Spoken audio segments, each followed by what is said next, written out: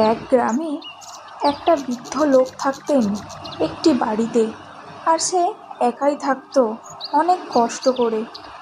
একদিন সেই বৃদ্ধ লোকটার রহস্যজনকভাবে মৃত্যু হয়ে যায়। সবাই তাকে ঘিরে ধরে, কিন্তু তার বাড়ির আশেপাশে আর কেউ যায় না। একটা কালো ছায়া মাঝে মাঝে দেখা দেয়। একদিন একটা ছেলে সেইটা দেখে ভয়ে দৌড় দিতে থাকে গ্রামের দিকে। তার বাড়িতে আর কেউ যায় না।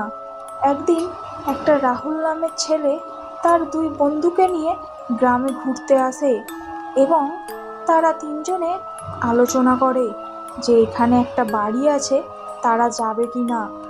এবার তার দুই বন্ধু কেউ রাজি হয় না, কিন্তু রাহুল একাই চলে যায় এবং সেই বাড়িটির সামনে গিয়ে দাঁড়িয়ে ভাবতে থাকে যে এই বাড়িটি কেন এত পুরনো, কেন এত সবাই ভয় পায়।